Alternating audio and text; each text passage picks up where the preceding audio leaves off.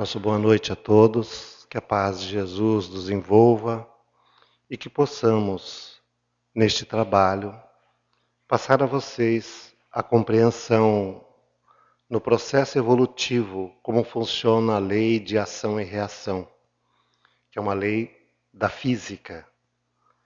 Nós preferimos falar em causa e efeito. Portanto, o Espiritismo estuda esta lei porque ela faz parte do nosso processo evolutivo. Ninguém fere a lei da consciência sem responder por ela. Todas as vezes que nós abusarmos da nossa consciência, aquilo que vai nos pesar na consciência, tratemos de mudar, porque essa mudança vai refletir um efeito diferente mais adiante. Então, este material nós vamos encontrar no livro Ação e Reação, ditado pelo espírito André Luiz a Chico Xavier. Nós vamos encontrar material na obra Pão Nosso, ditado pelo espírito Emmanuel, também a Chico Xavier, e vamos também ter uma pequena palha do livro Além da Morte, ditado pelo espírito Otília Gonçalves, a sua filha, através de Divaldo Pereira Franco.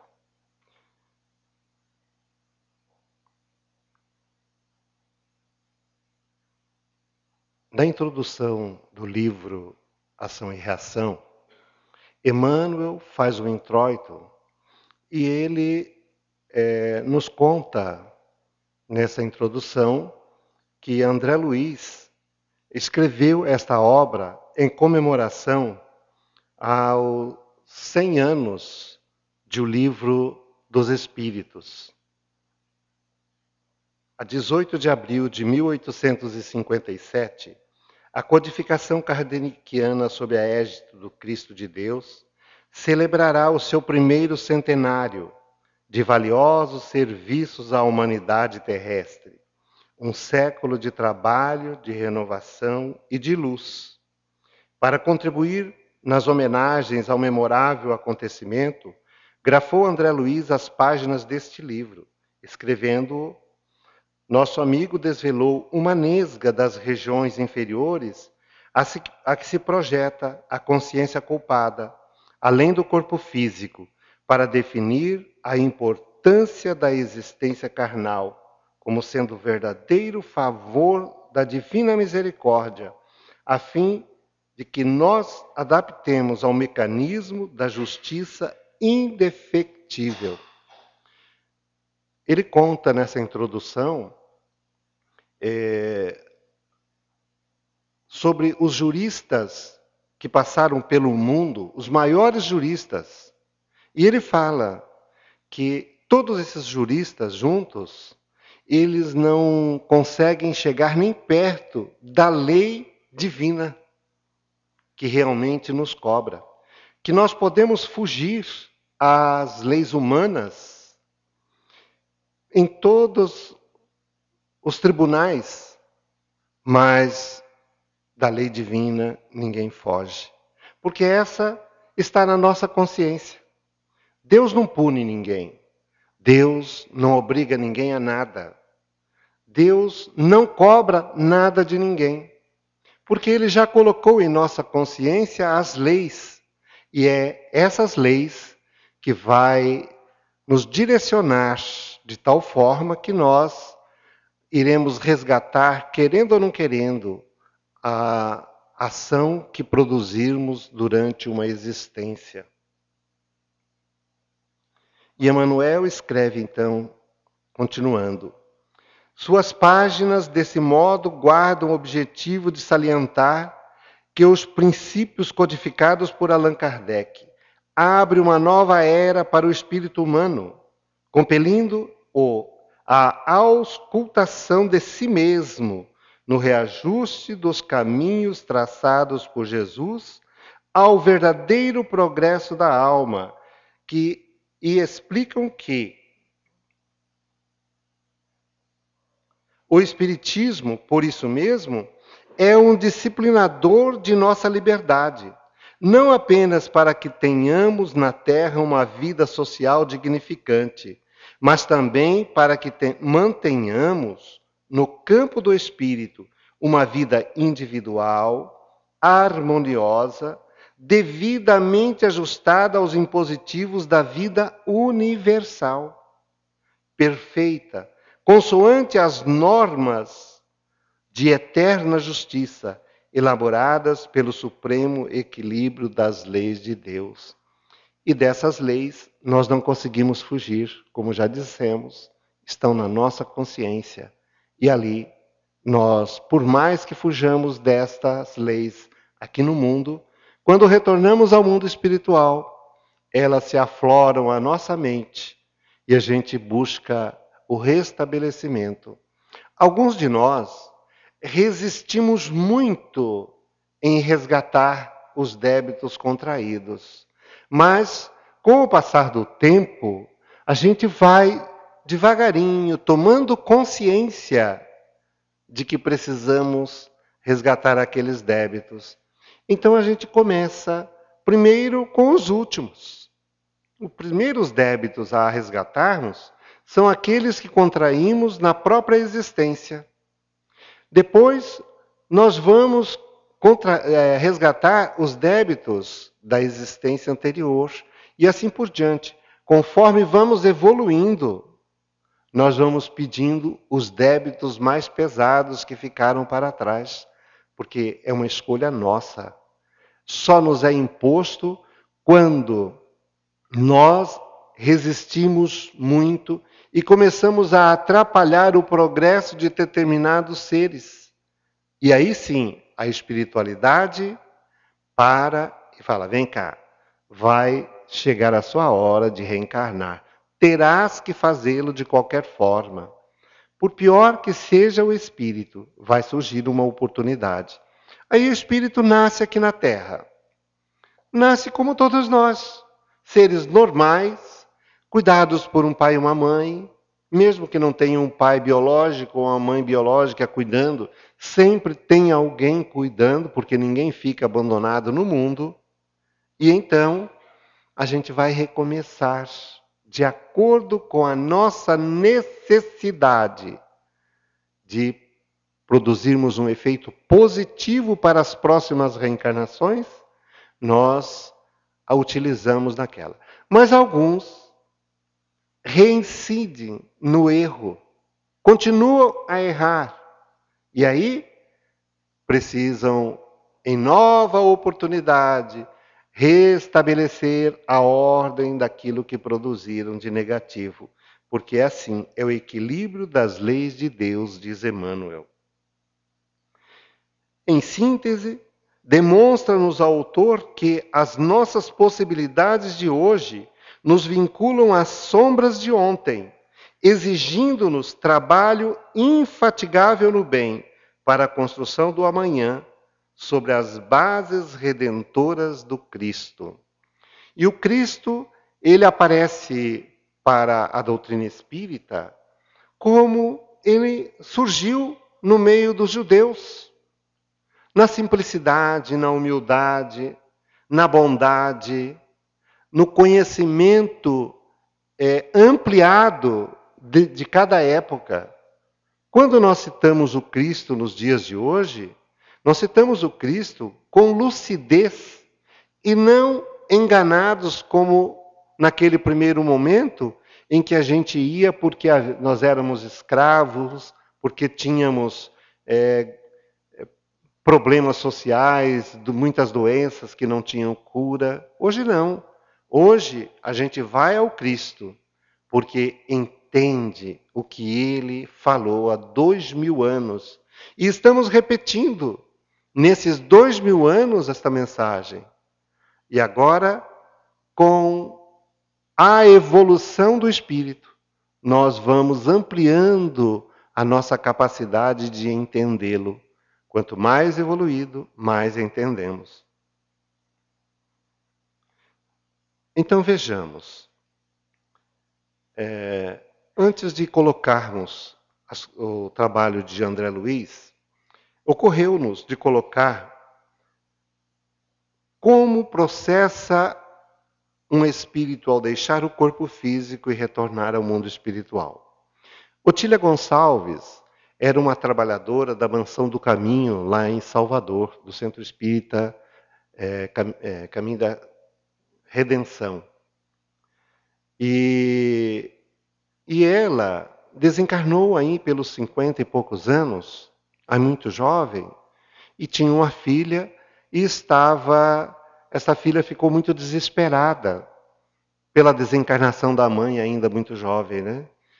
Então ela volta para nos contar o que ela realmente passou naquele transe, naquele momento em que ela estava ali diante do corpo, tentando reanimar o corpo dela, que era dela antes dele desencarnar, dele morrer, porque ela continuava viva, porque nós sabemos que a morte não existe, a vida continua. E ela ali, diante do túmulo do caixão, sendo velada, e ela tentava de todas as formas reanimar o seu corpo. E esse corpo não tinha mais vida. Não havia a menor possibilidade de reanimá-lo. E o corpo foi enterrado e ela sentiu ser enterrada junto com o corpo. Porque eram débitos que ela tinha, eram compromissos de lucidez que ela precisava encontrar. Então, ela passa mais ou menos 20 dias ali, sentindo os vermes comendo o corpo. Tal, os problemas da lei de causa e efeito. As causas que ela produziu para isso, ela não revelou. Mas o efeito foi ela sentir esta ação. 20 dias depois, Joana de Ângeles estendeu a mão e a retirou de lá. Isso, a desencarnação, ela só vai acontecer a partir do momento que nós compreendermos que estamos no mundo espiritual e nos desvincularmos do corpo físico, do mundo que nos rodeava. Porque se nós temos muitas propriedades aqui na Terra, temos muitos amigos, e esse povo fica chorando, e todo mundo brigando por causa dos bens que nós temos, a gente fica prisioneiro daquele estado, a menos que já tenhamos feito esse desprendimento enquanto estávamos aqui. Porque muitos conseguem, mesmo tendo muitas possibilidades aqui no planeta, ele consegue agir de tal forma que a partir do momento que o corpo morre, ele imediatamente desencarna.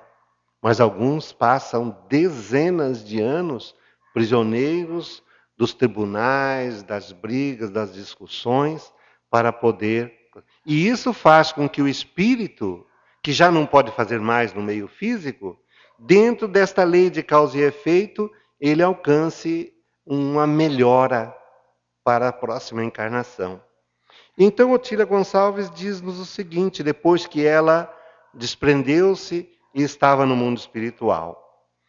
Embora informada pela doutrina espírita de que a vida continuava, esclarecida pela obra de André Luiz, a que me afeiçoara quando encarnada, esbarrei a si mesmo com surpresas e inquietações, à semelhança de turista confuso, que, em visita à grande cidade, embora conduza no bolso o livro-guia, procura insistente e desarvoradamente endereços que não sabe onde se encontram. Então, lendo André Luiz, principalmente este livro, Ação e Reação, a gente vai entender o que Otília está nos dizendo. Que ela, chegando ao mundo espiritual, ela ficou perdida. Ela não sabia para onde ir, porque é um estado de consciência. É uma necessidade que a gente aprenda a fazer isso enquanto está encarnado. todas as noites nós morremos. Todas as noites. E a nossa consciência vai nos projetar aquilo que estamos mais ligados a ele. Ao ponto de, muitas vezes, nos chegar mensagens que façam com que a gente mude a vida a partir daquele momento, porque é a realidade do mundo espiritual.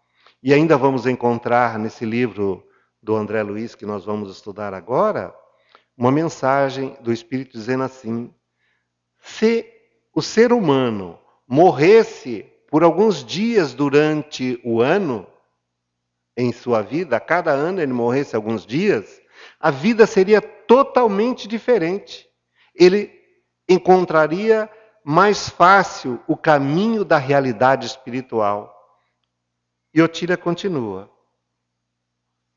quantas aflições e remorsos, receios e ansiedades visitaram minha alma depois do túmulo, não sei dizer. Constatei que a vida prossegue sem grandes modificações, oferecendo a cada alma, no cadinho evolutivo, as bênçãos ou punições que se faz credora.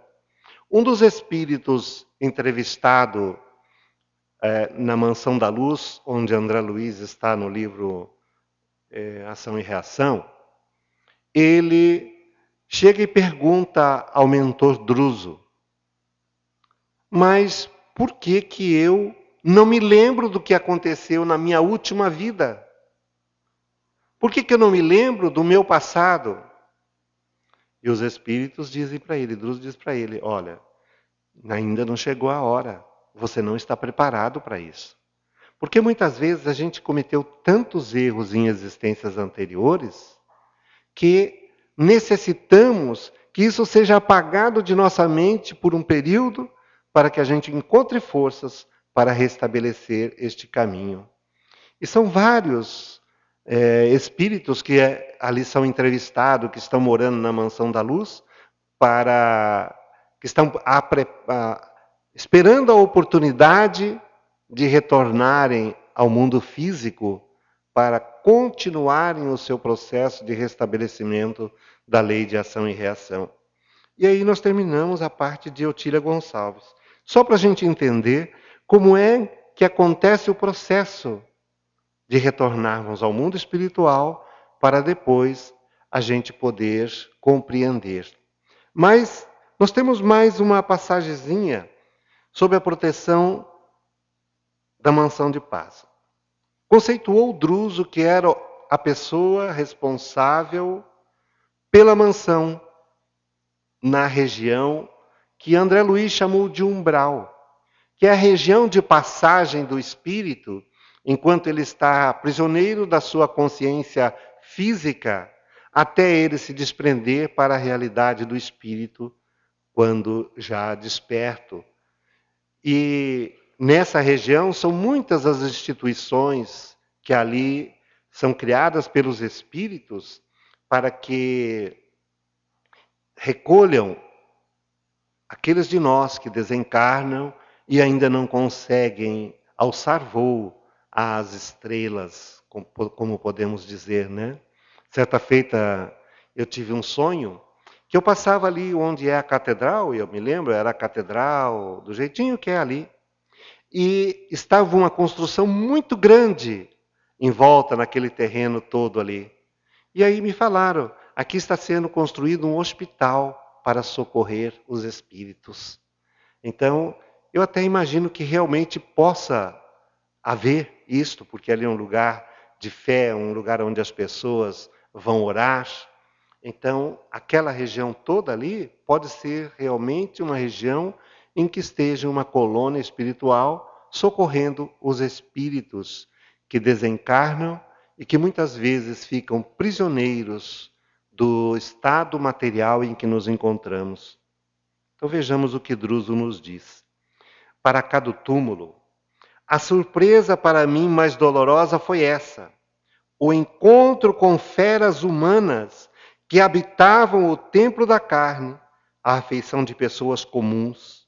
Se acolhidas aqui, sem a necessária preparação, atacar-nos-ia de pronto, arrasando-nos o Instituto de Assistência Pacífica.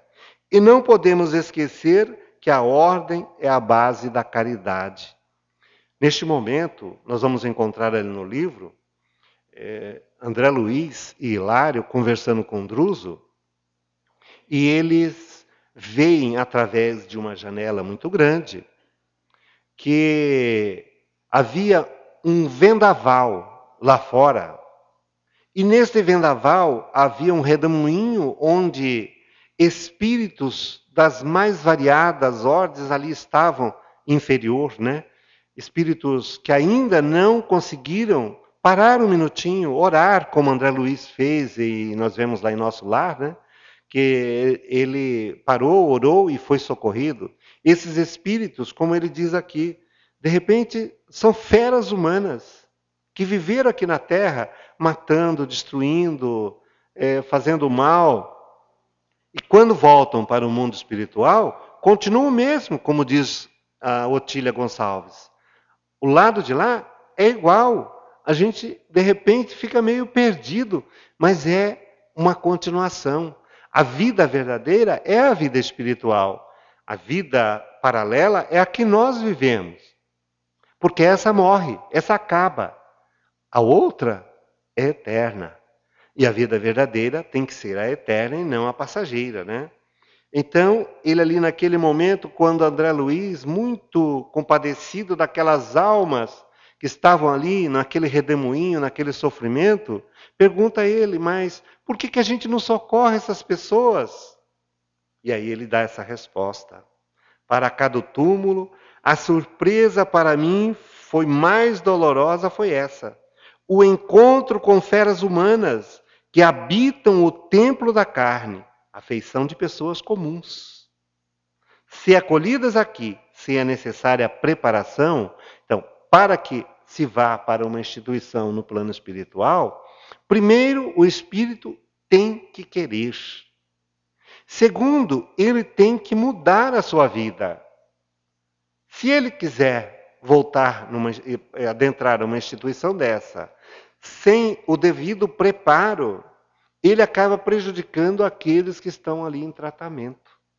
Por isso, eles não podiam socorrer, e nem se pode socorrer todo mundo. A espiritualidade está pronta para atender e socorrer qualquer espírito que esteja desprendido do corpo, como eles fazem enquanto nós estamos aqui encarnados. A todo instante eles estão atentos e nos sugerem pensamentos positivos, mudança de conduta, oferecendo-nos muitas vezes ações complexas a nossas vistas. E em ações, por exemplo, num acidente, o Vanor costuma contar que o que salvou ele foi um acidente. E realmente, se nós analisarmos, quantas vezes a espiritualidade está atenta e nos conduz numa direção séria, numa direção que nos levará, com a morte do corpo, à realidade da vida eterna. Se fomos criados, não teremos fim. E comenta André Luiz, diante do espetáculo penoso a que nos é dado assistir, somos naturalmente constrangidos a pensar na procedência dos que experimentam o mergulho nesse torvelinho de horror. São delinquentes comuns ou criminosos acusados de grandes faltas? Encontraríamos por aí seres primitivos como os nossos indígenas, por exemplo, que estavam no meio daqueles seres perdidos nessa região que ele chamou de umbral, que são as regiões muito próximas da Terra. Eram quem? Eram delinquentes, eram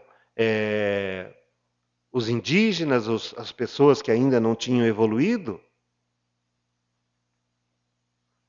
Disse Druso, há 50 anos, sucessivos, estou neste refúgio de socorro em oração e esperança. respondendo à questão do André Luiz. Penetrei os umbrais desta casa como um enfermo grave, após o desligamento do corpo terrestre. E ele continua. Encontrei aqui um hospital e uma escola. Amparado, passei a estudar minha nova situação, anelando servir. Esta palavra é muito importante no nosso diálogo aqui. Servir. Fui padioleiro, cooperador da limpeza, enfermeiro, professor, magnetizador. Até que, de alguns anos para cá, recebi jubilosamente o encargo de orientar a instituição sob o comando positivo dos instrutores que nos dirigem. Nós vemos, por exemplo, em nosso lar, André Luiz, quando lá chegou, com toda a pompa de um grande médico que foi aqui no Brasil, e foi um sanitarista, uma pessoa muito conhecida. Quando ele chegou lá, ele falou, não, eu posso ajudar, eu sou médico. E os espíritos foram levando devagarzinho, não, André, vai com calma e tal, até que ele percebeu que os grandes lá eram aqueles que pegavam a vassoura e varriam. Eram aqueles que estavam lá ajudando a fazer a limpeza dos espíritos que chegavam. Esses sim eram espíritos grandes, espíritos que realmente podiam se colocar na condição do médico que ele queria ser. E aí que ele muda a sua vida e começa a ser esse escritor maravilhoso que nos traz todas as informações que precisamos para quando retornarmos ao mundo espiritual. Sob a proteção da mansão ainda. Nessas regiões inferiores, não transitam, diz Druso, as almas simples em qualquer aflição purgativa. Situações que se encontram nos erros naturais das experiências primárias. Cada ser está jungido por impositivos da atração magnética ao círculo de evolução que lhe é próprio. Os selvagens, em grande maioria, até que ele desenvolva o mundo mental, vivem quase sempre confinados às florestas, que lhe resume os interesses e os sonhos, retirando-se vagarosamente do seu campo tribal, sob a direção dos espíritos benevolentes e sábios que os assistem. Assim como eles nos assistem também aqueles selvagens, que ainda podem ser considerados espíritos primitivos, espíritos ainda num estado de crescimento moral, porque nós já somos espíritos que já passamos pela amoralidade. Nós não podemos mais ser considerados amorais. Nós podemos ser imorais, mas não amorais. Aquele que já adquiriu a questão moral, ele então está na condição em que nós estamos. Se erramos, já somos responsáveis pelos nossos atos. Aqueles que são amorais ainda não têm essa responsabilidade. Estão mais para os animais do que para o hominal. Estão num processo de crescimento. Claro que os nossos indígenas aqui no Brasil, a não ser algumas tribos ainda lá na floresta amazônica, que estão meio perdidos ainda podem estar nesse estado. Mas os demais não, eles já são bem crescidinhos e já estão na nossa condição. Se ainda vivem naquele estado tribal, é por uma questão da lei de ação e reação.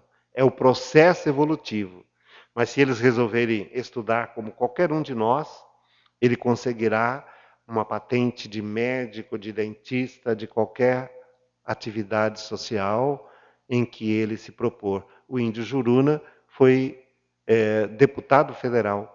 Então, vejamos que eles estão numa condição até privilegiada na atualidade, porque eles ainda estão na origem para nós, os humanos. Para os espíritos, Eles estão ali no seu trabalho de restabelecimento da ordem. E as almas notoriamente primitivas, em grande parte, caminham ao influxo dos gênios beneméritos que as sustentam e inspiram, laborando com sacrifício nas bases da instituição social e aproveitando os erros, filhos das boas intenções, à maneira de ensinamentos preciosos que garantem a educação dessas almas.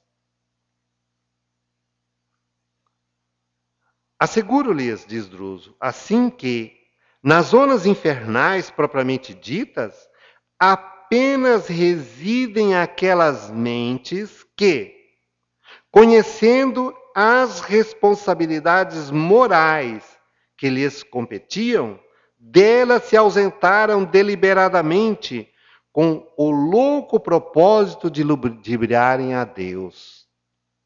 Quando nós estudamos Jesus, nós vamos ver Jesus dizendo que Deus está dentro de nós.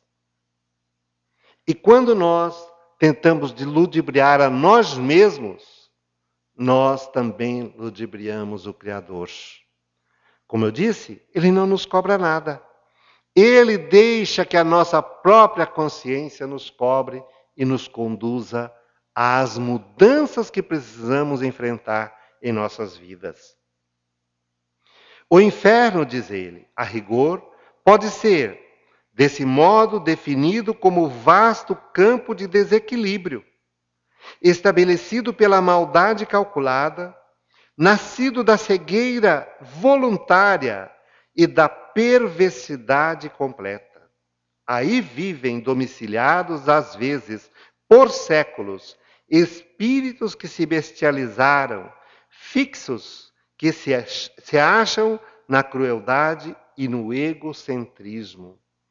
Aqueles espíritos que caem em erro, mas que já têm um estado de bondade interior, que já têm uma compreensão de que é Deus, de que Ele é um espírito vivendo aqui na carne, e que está num processo evolutivo, se sofre é por consequência dos seus próprios atos. Esses espíritos, ao retornarem ao mundo espiritual, têm a facilidade de se reencontrar. Enquanto esses que Druso nos fala aqui, que são realmente seres que vivem na crueldade, preocupados em destruir. Por exemplo, Amanhecer de uma Nova Era, psicografado por Divaldo Franco, eles contam o caso de um rabino que por mais de 2000 anos continuava a perseguir o cristianismo. O objetivo deles era destruir o cristianismo. Em vez de reencarnar e reencontrar a sua realidade espiritual, reencarna, persiste no erro, retorna ao mundo espiritual e recobra a consciência anterior e continua naquela de que ele acha que tem que acabar com o cristianismo, que vai destruir o judaísmo. Não é isso que Jesus falou. Eu não vim aqui para destruir as leis. Eu vim para dar cumprimento às leis. Mas eles continuavam lá no mundo espiritual, num grupo muito grande de espíritos, agindo com o objetivo de destruir o cristianismo. E quanto mais eles lutam contra, mais o cristianismo cresce. Porque as pessoas falam, não, por que será que ele está contra? E ele vai buscar o conhecimento e saber, e aí quando ele percebe os ensinamentos do Cristo, e isto o envolve, ele muda o seu comportamento.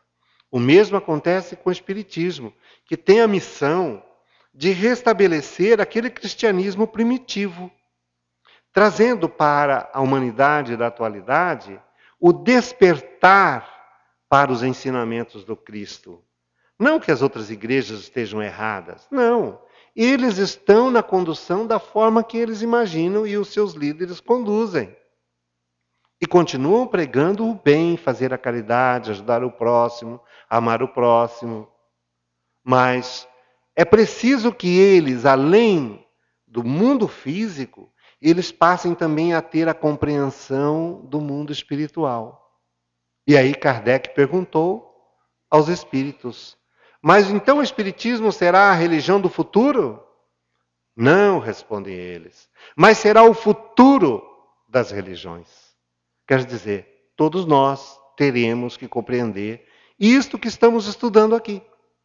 Já pertencemos a todas as outras seitas em outras encarnações e continuamos agora, nesta encarnação, cultuando o Cristo, os ensinamentos do Cristo, para a continuidade de nossas vidas, do nosso processo evolutivo.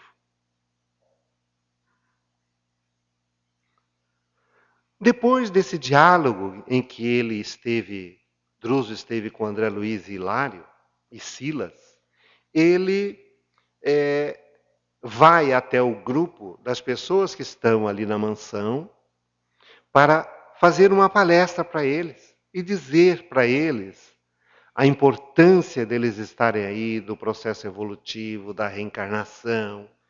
E então ele começa essa palestra dizendo assim: irmãos, continuemos hoje em nosso comentário acerca do bom ânimo. Não me creiam separado de vocês por virtudes que não possuo. A palavra fácil e bem posta é, muita vez, dever espinhoso em nossa boca, constrangendo-nos a reflexão e a disciplina. Também sou aqui um companheiro à espera da volta. Ele contou lá atrás que há 50 anos ele chegara até aquela casa numa situação muito difícil, mas que ele compreendeu a necessidade do processo evolutivo e então começou a se preparar para uma nova encarnação. E nesses 50 anos, ele realizou todos os trabalhos de base possível naquela instituição, até que os mentores, os organizadores daquela casa, viram que ele tinha condição de administrá-la e passou a administração a ele. Por isso ele está nos dizendo aqui que ele tinha a palavra fácil, sim, mas que aquilo era para que ele pudesse aprender mais. Porque o compromisso de quem fala é passar horas e horas preparando para que possa chegar aqui e traduzir isso. Ah, mas é fácil, é só ler. Não, não é só ler. Ler é muito importante, porque é a fidelidade ao autor.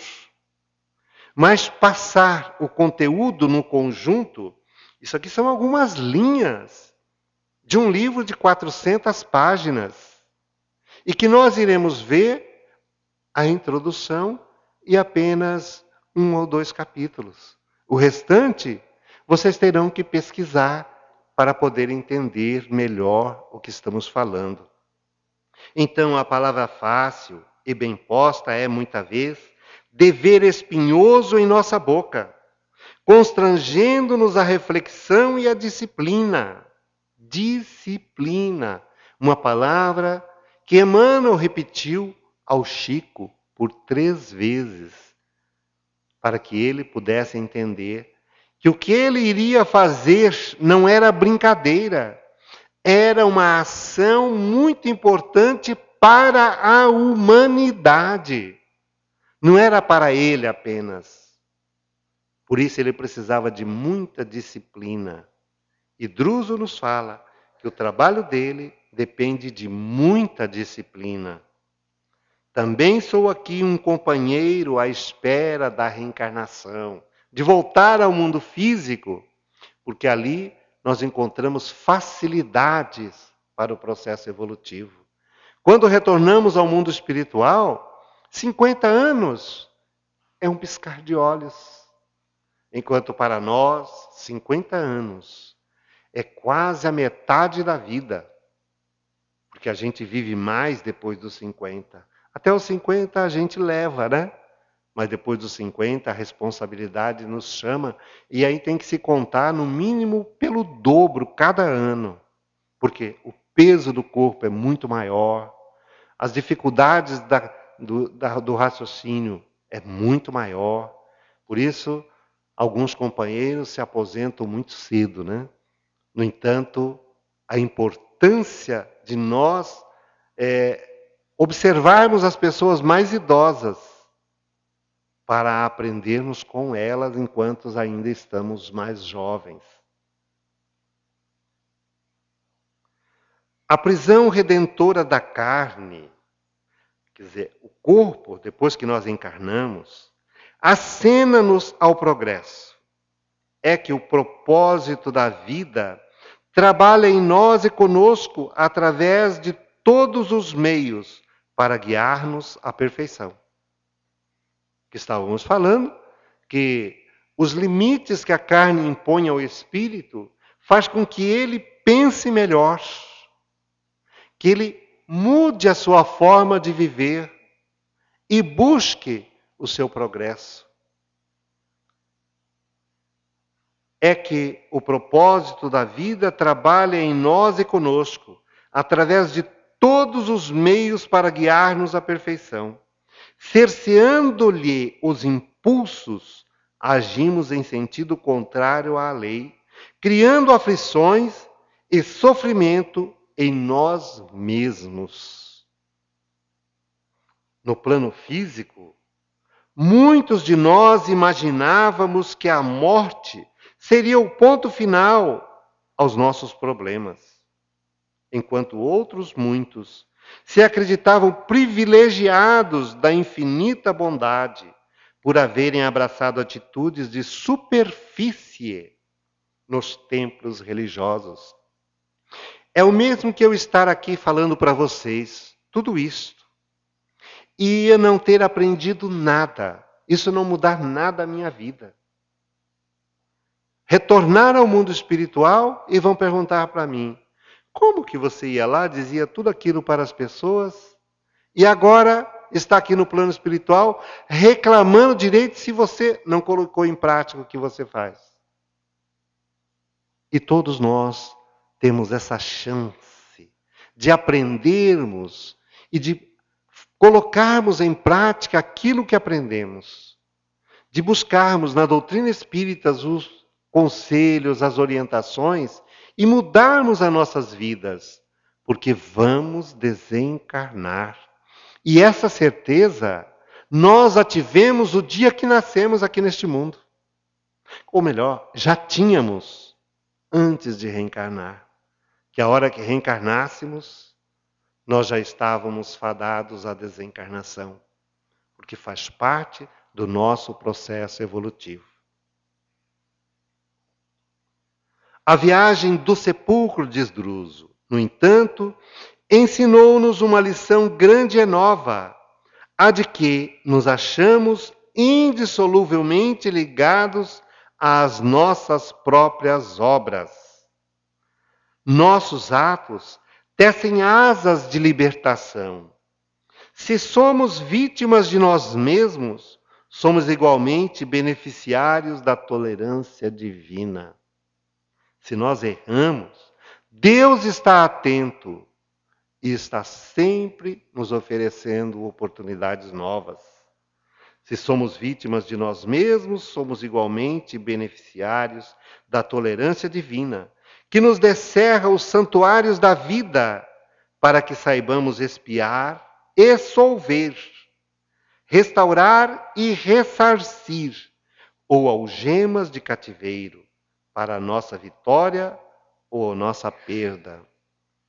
O pretérito fala em nós com gritos de credor exigente, amontoando sobre as nossas cabeças os frutos amargos da plantação que fizemos. Como disse Jesus, a plantação é livre. Você pode plantar o que você quiser, mas a colheita também é obrigatória. Você plantou coisas boas, bondade, amor, tolerância, persistência, ação no bem, você vai colher o mesmo. Se plantar outras coisas ruins, irá colher aquilo que plantou.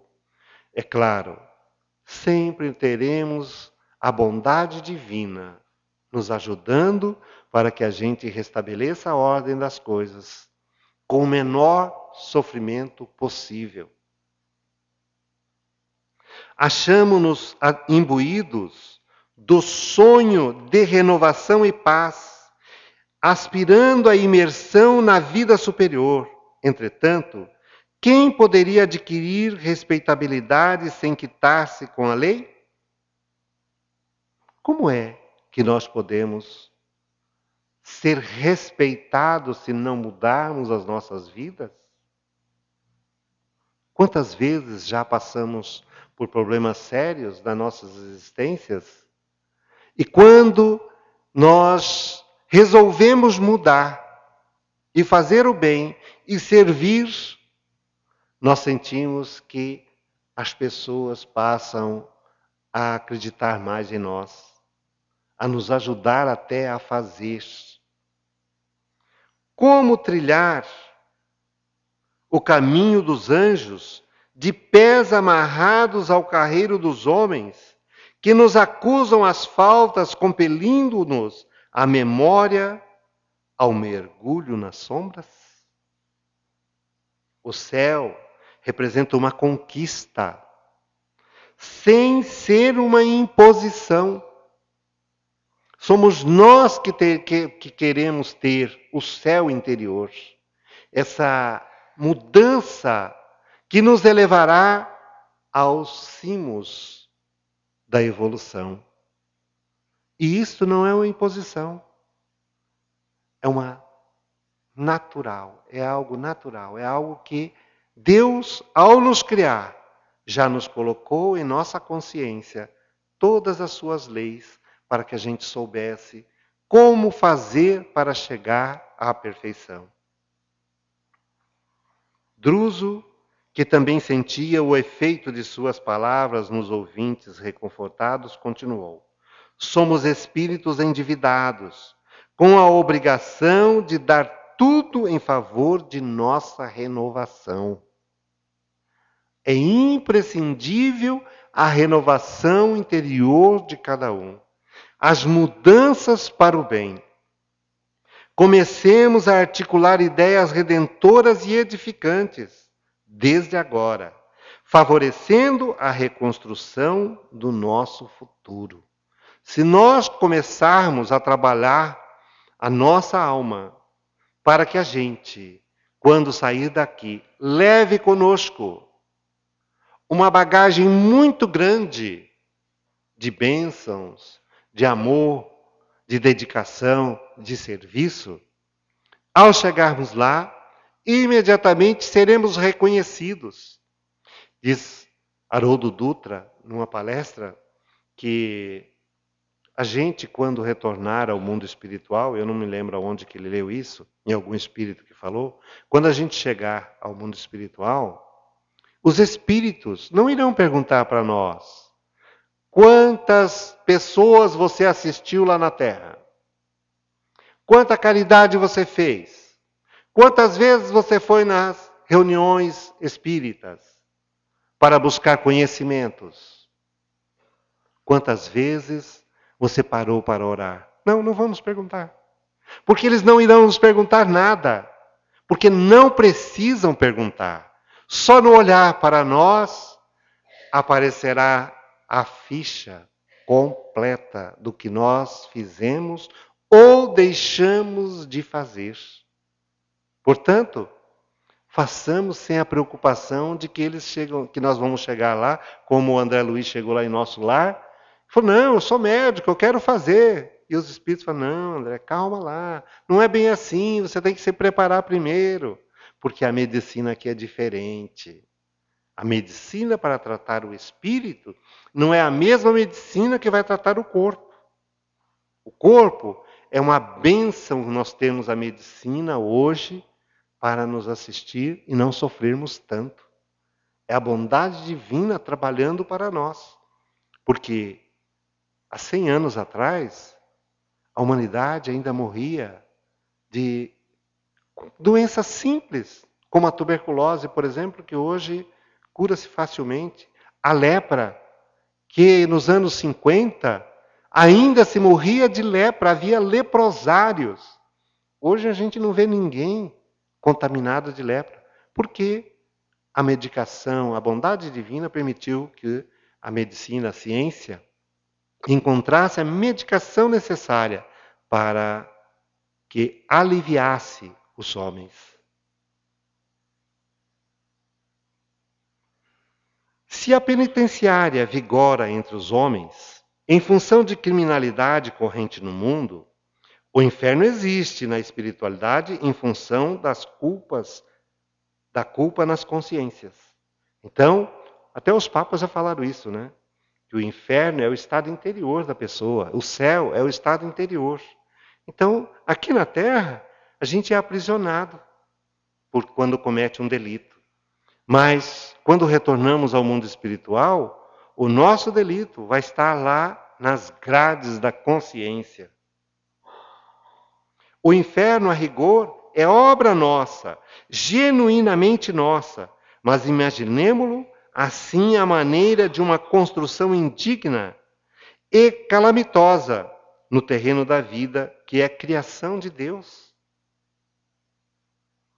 Tendo abusado de nossa razão e conhecimento para gerar semelhantes monstros no espaço divino, compete-nos a obrigação de destruí-lo para edificar o paraíso no lugar que ele ocupa indebitamente. Não está falando aqui dos outros, não. Ele está falando exatamente de nós mesmos. Nós temos essa responsabilidade de destruir esses monstros que criamos no terreno divino. Porque nós somos filhos de Deus. Olha a responsabilidade, ser herdeiros de Deus. Que responsabilidade.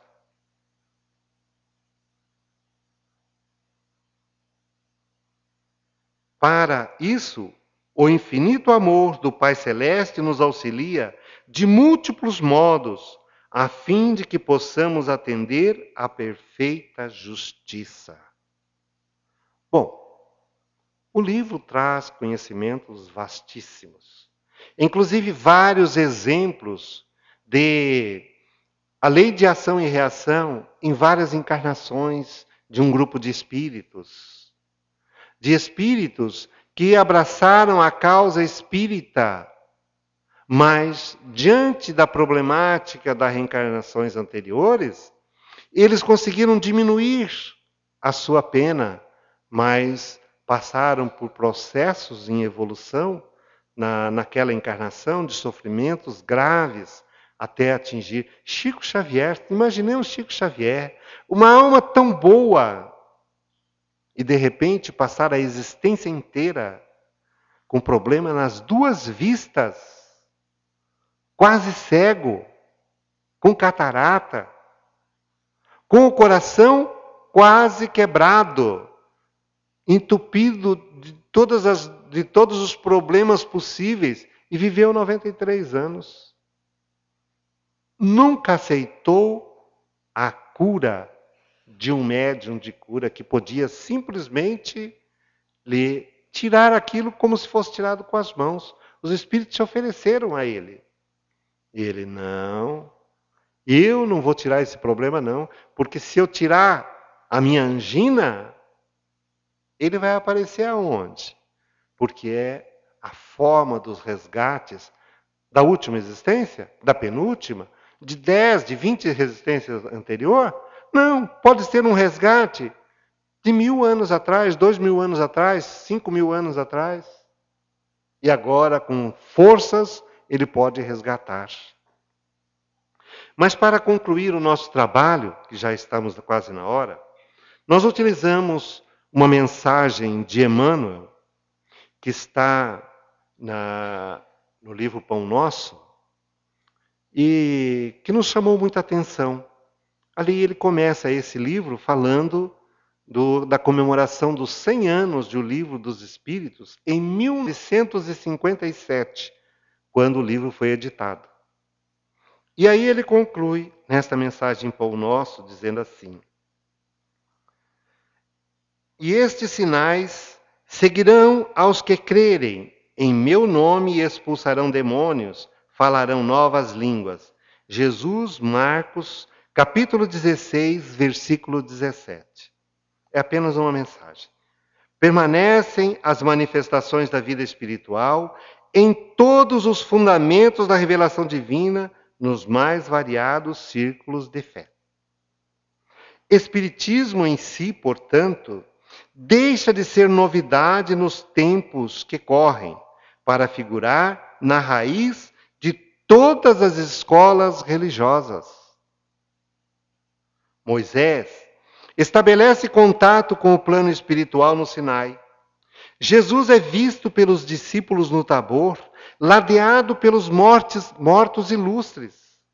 O colégio apostólico relaciona-se com o espírito do Mestre após a morte dele e consolida o mundo do cristianismo redentor.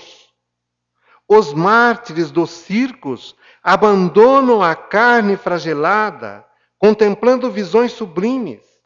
Maomé inicia a tarefa religiosa ouvindo o mensageiro invisível. Francisco de Assis percebe emissários do céu que o exortam à renovação da igreja. Lutero registra a presença de seres de outro mundo. Teresa d'Ávila recebe a visita de amigos desencarnados e chega a inspecionar as regiões purgatoriais através do fenômeno mediúnico do desdobramento. Sinais do reino dos espíritos seguirão os que crerem, afirma o Cristo.